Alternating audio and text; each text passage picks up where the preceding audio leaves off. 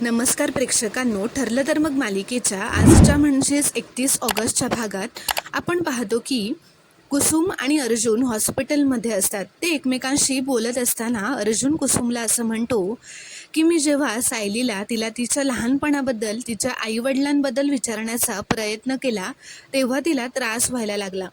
तिला अचानक चक्कर आली आणि म्हणून मी तिला काही बोललो नाही, काही तिला विचारलं नाही.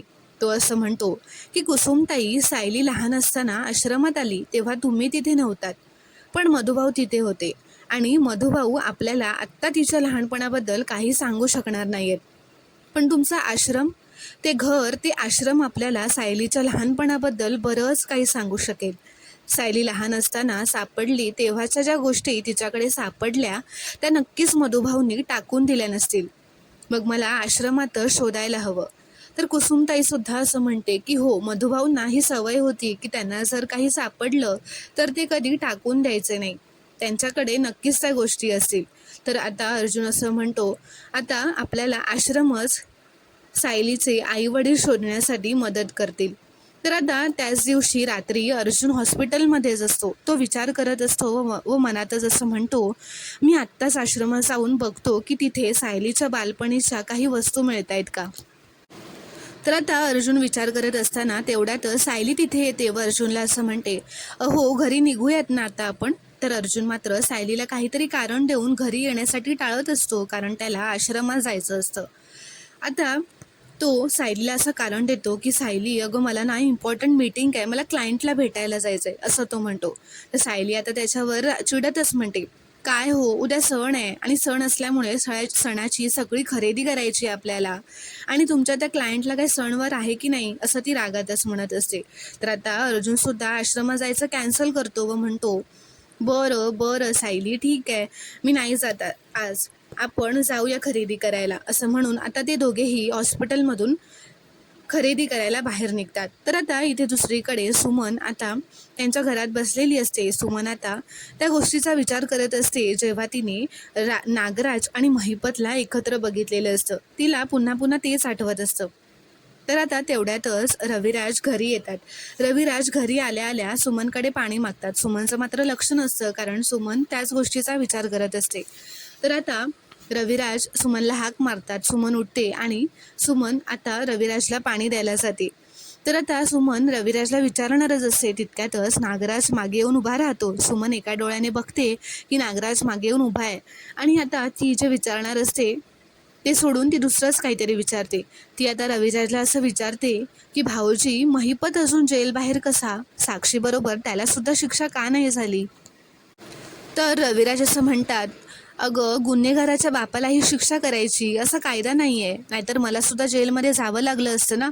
तर आता यावर सुमन महिपतच्या विरोधात रविराजकडे बोलू लागते की भाऊजी, पण तो किती वाईट माणूस आहे महिपत, धुतल्या तांदळाचा तर नाही आहे तो, त्याने किती गुन्हे केले आहेत मोठे मोठे. तर रविराज म्हणतो, अगं हो, पण तो कुठलाही पुरावा मागे सोडत नाही, म्हणूनच तो आजवर अडकलेला नाही आहे. तर आता नागराज पुढे येतो व म्हणतो की अशा नालायक माणसाचं नाव किल्लेदारांच्या घरात का निघतंय?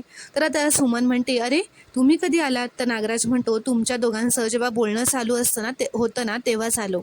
नागराज असं सुमनला ओरडूनच म्हणतो की त्या माणसाचं नाव का काढतेस तू घरात सुमन? त्याची काय लायकी आहे ते सगळ्यांनाच माहिती आहे. त्याचा विषय आता पुन्हा या घरात काढू नकोस. आणि पण आज अचानक तुला त्याची आठवण का आली, असं नागराज सुमनला विचारतो. असं विचारता सुमन घाबरते व म्हणते, अहो मी आपल्या तन्वीचा विचार करत असताना साक्षी आठवली, मग महिपत आठवला. तर रविराज आता त्यावर सुमनला म्हणतो, सुमन तू तन्वीचा विचार करणंच बंद कर ग, म्हणजे तुला असं काही आठवणार नाही. तर आता सुमन आत निघून जाते. इथे दुसरीकडे रात्री घरी आल्यावर अर्जुन कुसुमला फोन करतो व म्हणतो, कुसुमताई, आज सायलीने ना मला आश्रमात जाऊच दिलं नाही. उद्या घरात गणपती येत आहेत ना, म्हणून सगळी तयारी करायची असल्यामुळे मला खरेदी करायला घेऊन गेली. पण तुम्ही एक काम कराल का, आश्रमात कोणाला तरी सायलीच्या लहानपणीच्या सगळ्या जुन्या गोष्टी काढून ठेवायला सांगाल का? म्हणजे मी जेव्हा आश्रमात जाईन ना तेव्हा सामान काढून ठेवलेलं असेल तर मला शोधायला लागणार नाही, मला बरं पडेल. तर तितक्यातच सायली तिथे येते व सायलीने ते तेवढंच ऐकलेलं असतं. सायली विचारते, कसलं सामान? तर आता अर्जुन हे ऐकून घाबरतो व साचपडतच म्हणतो, अगं मी केसबद्दल बोलतोय, चैतन्यशी बोलतोय. तर सायली म्हणते, चैतन्य भाऊजींशी बोलताय का? मला द्या ना जरा फोन, मला त्यांना उद्याचं आमंत्रण द्यायचं होतं. तर आता सायलीने फोन मागताच अर्जुन घाबरतो. अर्जुन म्हणतो, अगं एवढंच ना, मी देतो ना आमंत्रण. आणि आता फोनवरच बोलायला लागतो की चैतन्य उद्या वेळेवर ये हा घरी, उद्या उशीर करू नकोस, उद्या तुला सुद्धा यायचं आहे आमच्या घरी. तर आता तेवढ्यातच मागून चैतन्य त्यांच्या खोलीत येऊन उभा राहतो. आता सायलीने ते बघितल्यावरती सायली सुद्धा शॉकच होते. सायली आता अर्जुनकडे बघू लागते रागात. अर्जुनचा काही लक्ष नसतो. तो फोनवरच चैतन्यशी बोलतोय अशी ॲक्टिंग करत बोलत उभा असतो. तो असं बोलत असतो की चैतन्य उद्या लवकर ये हा, अजिबात उशीर करू नकोस, असं म्हणून तो फोन ठेवून देतो. मागे बघतो तर चैतन्य येऊन मागे उभा असतो.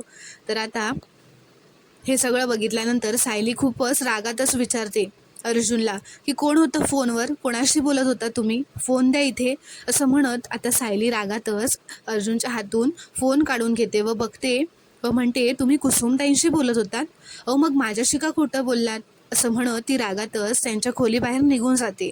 इथे दुसरीकडे अश्विन एका वकिलाकडे आलेला असतो. प्रियाच्या केस संदर्भात मदत मागायला तो आलेला असतो. तो एका मोठ्या वकिलांकडे आलेला असतो. त्यांच्या हातापाया पडून त्याची केस ऐकून घ्या अशी विनवणी करत असतो. इथे दुसरीकडे आता अर्जुन चैतन्यवर ओरडू लागतो. तो असं म्हणतो की काय अरे चैतन्य, तू सांगून तरी यायचंस की तू येतोयस असं. मी कुसुमताईंशी बोलत होतो, अरे आश्रमात जाऊन सामान शोधायचं आहे ना म्हणून सायलीशी लपवून बोलत होतो, तोपर्यंत तू इथे आलास. आता राग कसा काढू माझ्या बायकोचा.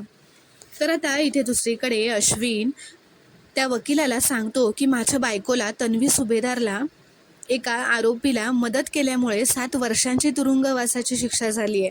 तर तो वकील म्हणतो, तुम्ही वात्सल्य आश्रम केसबद्दल बोलताय का? तर अश्विन म्हणतो, हो. तुम्ही आता नाही म्हणू नका, मी खूप आशेने आलोय हो तुमच्याकडे. कुठलाही वकील ही केस घ्यायला तयार नाही आहे. मी सगळ्या वकिलांकडे जाऊन आलो. आता तुमच्याकडूनच थोडीशी आशा आहे. मी हात जोडतो तुमच्या पुढे. तर वकील म्हणतो, मी केस घेईन पण मला यासाठी दुप्पट फीस घ्यावी लागेल, कारण अर्जुन सुभेदारांच्या विरोधात जायचं आहे. आणि अर्जुन सुभेदार आत्ताच्या काळचे किती मोठे वकील आहेत हे तुम्हाला तर माहीतच असेल. तर अश्विन म्हणतो, हो दादाचं नाव आता किती झालं आहे हे मला माहिती आहे, पण तुम्ही पैशाची काही काळजी करू नका, माझ्या मिसेसला सोडवा. तर ते वकील म्हणतात, बरं ठीक आहे, मी तुमच्या तन्वी सुभेदारांसोबत बोलून घेतो, मग बघतो पुढे काय करायचं ते.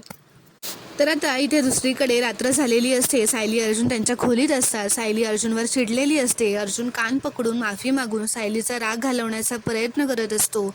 सायली रागातच विचारते, खरं काय ते सांगा, काय लपवत होतात माझ्यापासून? तर अर्जुन मनातच म्हणतो, हिला इतक्यात खरं सांगून तर चालणार नाही आहे, आणि आणखीन किती थापा मारू मी, काय करू आता, असं त्याला सुचत नसतं. तर आता अर्जुनला एक आयडिया येते. तो खोटं असं म्हणतो की मला ना कुसुमताईंनी सांगितलेलं की कुसुमताई वगैरे जेव्हा आश्रमात आले ना तेव्हा आश्रमात बरं सामान टाकून द्यायचं होतं. तर मी त्यांना सांगितलं की सामान टाकून देऊ नका, मी गाडी घेऊन येतो आणि सगळं सामान मी घेऊन जातो आणि नीट डिस्पोज करतो, हे सांगायचं होतं. तर सायली म्हणते, बस एवढंच सांगायचं होतं, यात लपवण्यासारखं काय होतं? तर अर्जुन म्हणतो, अगं मी तुला सांगितलं असतं तर तू पण आली असतीस ना ते करायला, आणि माझ्या आधीच तू ते काम करून टाकलं असतंस, मला ते नको होतं. तर सायली म्हणते, अहो एवढंच होतं ना, मग उगाच मला कशाला चिडवलं तुम्ही, मला सांगितलं असतं तर किती छान वाटलं असतं.